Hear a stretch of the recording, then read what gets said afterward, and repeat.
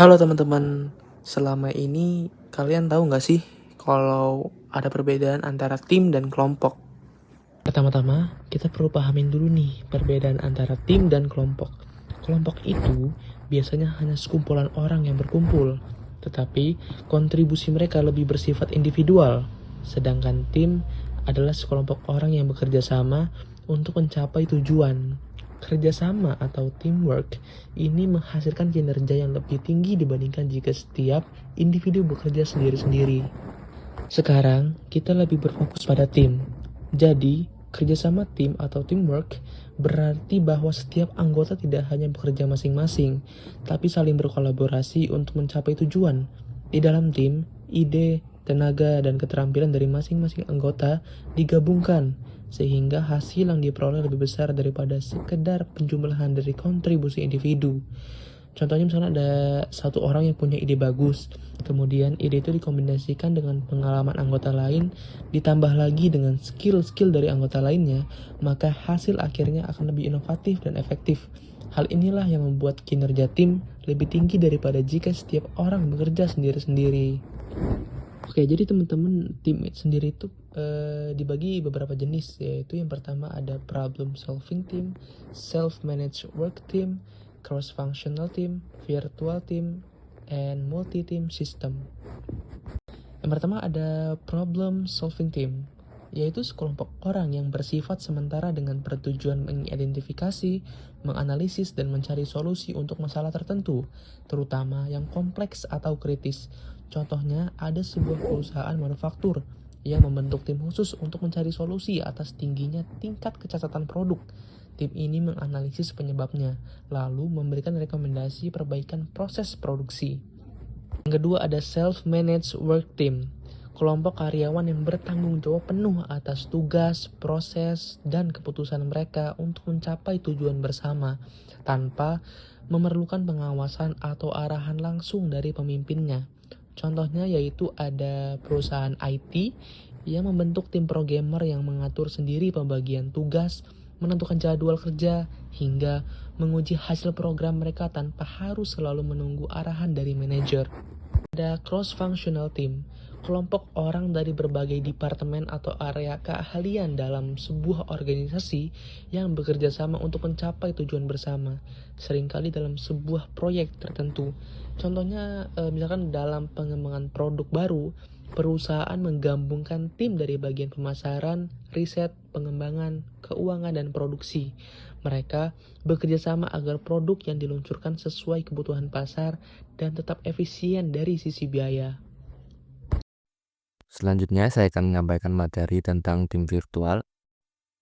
Jadi yang pertama ada pengertian tim virtual. Jadi tim virtual itu adalah kelompok kerja yang anggotanya tidak berada di lokasi yang sama, melainkan bekerja sama secara daring dengan memanfaatkan teknologi komunikasi. Nah, kelompok kerja yang saya maksud di sini adalah tim yang anggotanya tidak berada di satu lokasi yang sama.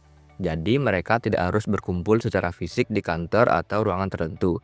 Sebaliknya, mereka berkolaborasi secara daring dengan memanfaatkan teknologi komunikasi seperti aplikasi pesan, video conference, atau platform kerja bersama. Cara kerja seperti ini memungkinkan orang dari tempat yang berbeda, bahkan dari kota atau negara yang berbeda, tetap bisa saling bekerja sama untuk mencapai tujuan yang sama. Selanjutnya di sini ada karakteristik dari tim virtual. Yang pertama itu terpisah secara lokasi. Jadi tim virtual itu anggotanya tidak berada di satu tempat yang sama. Mereka terpisah secara geografis, bisa beda kota, beda provinsi, bahkan ada juga yang lintas negara. Yang kedua, mengandalkan teknologi komunikasi. Karena tim ini virtual, jadi semua bentuk komunikasi dan kerjasama sangat bergantung pada teknologi. Mereka menggunakan teknologi seperti video conference, chat, email, atau platform kerja online untuk saling berkoordinasi. Yang ketiga, fleksibilitas waktu. Tim virtual biasanya menghadapi perbedaan zona waktu. Karena itu, cara kerjanya lebih fleksibel karena tidak selalu harus bekerja di waktu yang sama, tetapi bisa saling menyesuaikan satu sama lain. Yang keempat, keragaman anggota. Anggota tim virtual itu biasanya beragam, baik dari latar belakang budaya, bahasa, maupun keahlian. Tapi keragaman ini justru menjadi kekuatan karena membawa banyak sudut pandang dan ide baru. Selanjutnya saya akan sedikit membahas tentang kelebihan tim virtual. Jadi tim virtual itu memiliki kelebihan yaitu mampu mengurangi biaya perjalanan dan waktu, sekaligus memungkinkan perusahaan merekrut anggota dari berbagai lokasi dengan keahlian yang beragam sehingga dapat meningkatkan keberagaman ide dalam bekerja. Selanjutnya kita akan membahas topik atau materi baru yaitu sistem multi-tim. Yang pertama kita akan membahas pengertian dari sistem multi-tim. Sistem multi-tim sendiri adalah cara kerja di mana seseorang tidak hanya masuk ke satu tim saja, tapi bisa tergabung dalam beberapa tim sekaligus. Misalnya, satu orang bisa ada di tim pemasaran, tapi juga ikut dalam tim pengembangan produk. Dengan begitu, orang tersebut bisa berbagi informasi antar tim dan membuat kerjasama jadi lebih cepat. Tapi sistem ini juga punya tantangan, karena anggotanya harus pintar membagi waktu dan fokus, supaya tidak kewalahan dengan banyak tugas dari tim yang berbeda. Selanjutnya kita akan membahas kelebihan dari sistem multi-tim. Kelebihan yang pertama yaitu komunikasi dan koordinasi lebih lancar. Karena anggota bisa saling berbagi informasi dengan lebih mudah tanpa harus terikat pada satu tim saja, jadi informasi yang penting langsung menyebar ke beberapa tim sekaligus, sehingga pekerjaan lebih cepat tersinkronasi dan setiap tim tahu apa yang sedang dikerjakan oleh tim lain. Jadi kelebihan yang kedua yaitu pengambilan keputusan lebih cepat. Hal ini karena semua tim saling terhubung dan dapat memberikan masukan secara langsung, jadi ketika ada satu permasalahan atau keputusan yang harus segera diambil, tidak perlu menunggu terlalu lama, sehingga prosesnya menjadi lebih efisien. Kelebihan yang ketiga yaitu pemanfaatan sumber daya lebih efektif. Karena satu orang dengan keahlian tertentu bisa berkontribusi di beberapa tim sekaligus. Dan kelebihan yang keempat yaitu mendorong inovasi dan kreativitas. Karena ide yang muncul di satu tim bisa dibawa ke tim lain sehingga hasil menjadi lebih bervariasi dan inovatif. Meski sistem multi-tim memiliki banyak kelebihan, kita juga perlu ingat bahwa ada beberapa kekurangan yang terdapat dalam sistem multi-tim. Kekurangan yang pertama yaitu manajemen waktu dan fokus. Karena anggota harus bisa membagi waktu dan fokusnya untuk beberapa tim, sehingga agak membuat anggota kewalahan. Yang kedua itu ada kesulitan dalam prioritas tugas. Karena anggota ikut banyak tim, kadang akan sulit menentukan tugas mana yang harus diprioritaskan. Yang ketiga ada beban kerja yang lebih tinggi. Karena terlibat di banyak tim, membuat anggota memiliki tanggung jawab lebih banyak, sehingga resiko kelelahan atau stres anggota akan lebih meningkat. Apa aja sih yang bikin sebuah tim itu bisa efektif?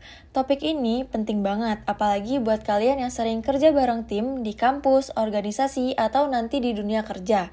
Kadang kita udah kerja keras, tapi hasilnya tetap nggak maksimal.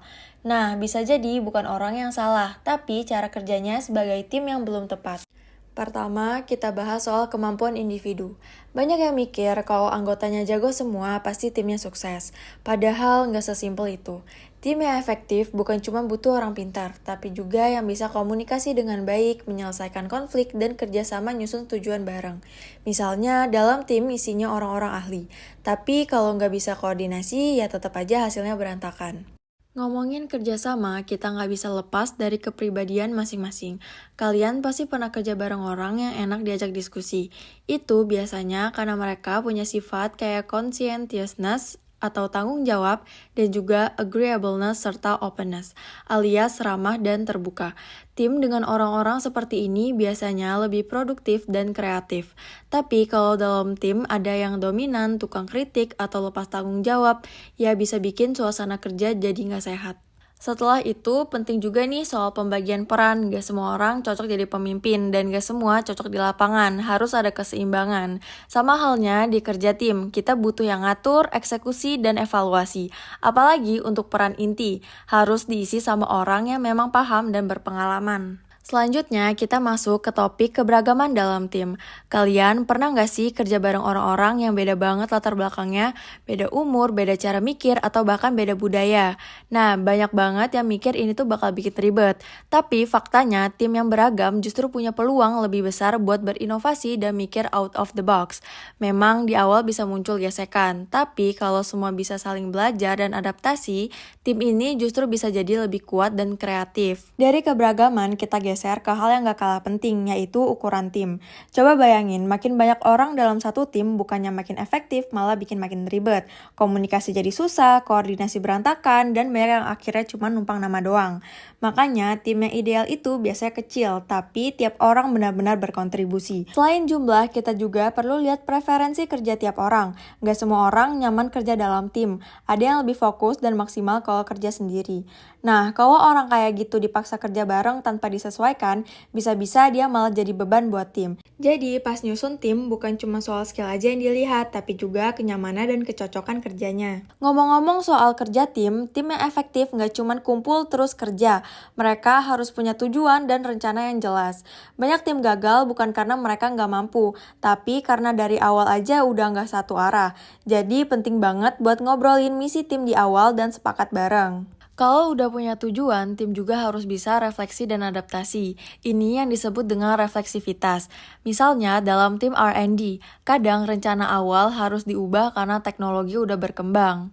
Tim yang fleksibel dan terbuka buat revisi rencana biasanya lebih siap hadapi perubahan. Selanjutnya, ada juga konsep yang gak kalah penting, yaitu model mental bersama. Kalian tahu gak sih, ini tuh intinya semua anggota tim harus punya pemahaman yang sama soal tugas, peran, dan kondisi kerja. Kalau tiap orang punya persepsi yang berbeda, kerja tim bisa jadi nggak sinkron. Lalu ada juga yang namanya transactive memory system. Ini tuh kayak sistem siapa tahu apa dalam tim. Jadi anggota tim tahu siapa yang paling ngerti soal desain, siapa yang ahli teknis, dan siapa yang paling update soal klien. Dengan sistem kayak gini, kerja jadi lebih efisien karena tiap masalah langsung ditangani sama orang yang tepat. Dan yang paling penting lagi, kalau suatu hari ada anggota yang keluar, tim itu nggak panik. Karena pengetahuan udah tersebar dan terstruktur. Selanjutnya kita bahas soal konflik dalam tim. Nah, coba bayangin kalau semua orang dalam tim selalu setuju. Kira-kira ide segar bakal muncul nggak? Nah, konflik ini sebenarnya nggak selalu negatif tergantung jenisnya. Ada relationship conflict yang biasanya merusak karena soal pribadi. Tapi ada juga task conflict. Ini justru bisa bantu tim mikir lebih kritis dan inovatif, asal dikelola dengan baik. Dan yang agak baru, ada ethical conflict yang muncul karena beda pandangan soal nilai atau prinsip kerja. Social loafing atau kemalasan sosial. Ini terjadi ketika ada anggota tim yang tidak berkontribusi maksimal karena merasa usahanya tidak akan terlihat. Misalnya dalam kerja kelompok kuliah, ada satu orang yang diam saja karena yakin nilainya akan tetap sama dengan anggota lain.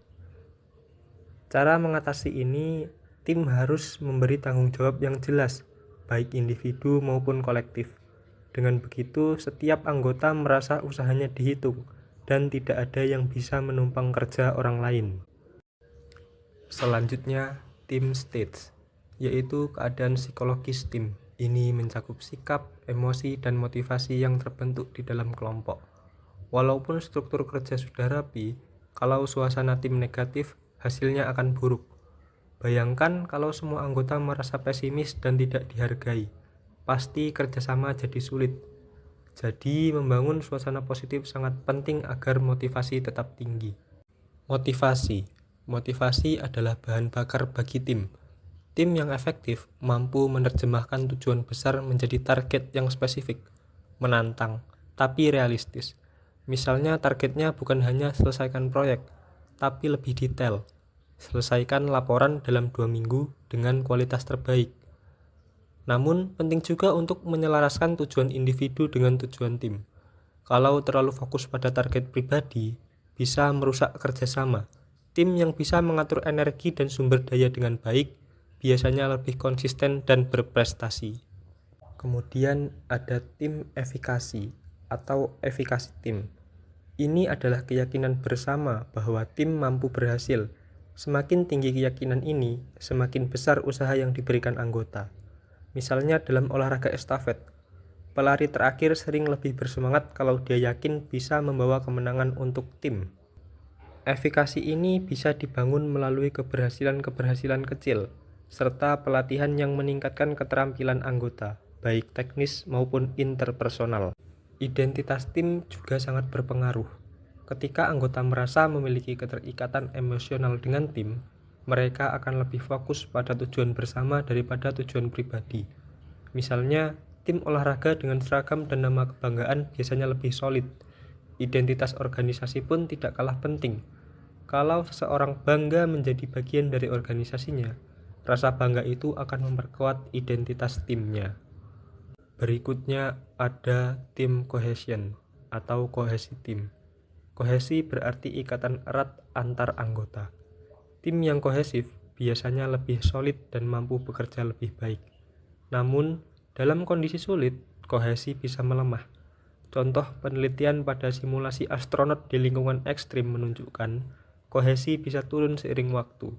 Maka penting membangun kohesi melalui keterbukaan informasi, pembagian kepemimpinan, dan saling ketergantungan antar anggota.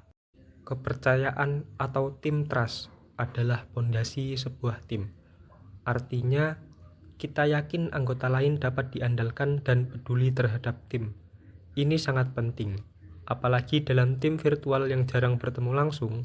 Kalau kepercayaan hilang, tim bisa kacau.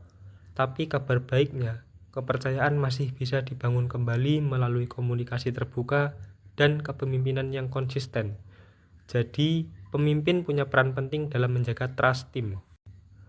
Lalu, bagaimana cara membentuk tim yang efektif? Ada 3 kunci utama. Pertama, seleksi anggota. Pilih orang-orang yang bukan hanya kompeten secara teknis, tetapi juga punya keterampilan interpersonal. Kedua, pelatihan. Tim harus terus belajar dan membangun pola pikir bersama. Ketiga, penghargaan. Penghargaan tidak hanya berupa uang, tetapi juga apresiasi, pengalaman bersama, dan perayaan kecil. Hal ini membuat anggota merasa dihargai dan semakin loyal. Namun, perlu diingat, tim bukan selalu jawaban. Bekerja dalam tim butuh lebih banyak waktu, komunikasi, dan koordinasi. Tidak semua tugas cocok untuk tim. Kalau pekerjaannya sederhana atau bisa diselesaikan individu, mungkin lebih baik dikerjakan sendiri.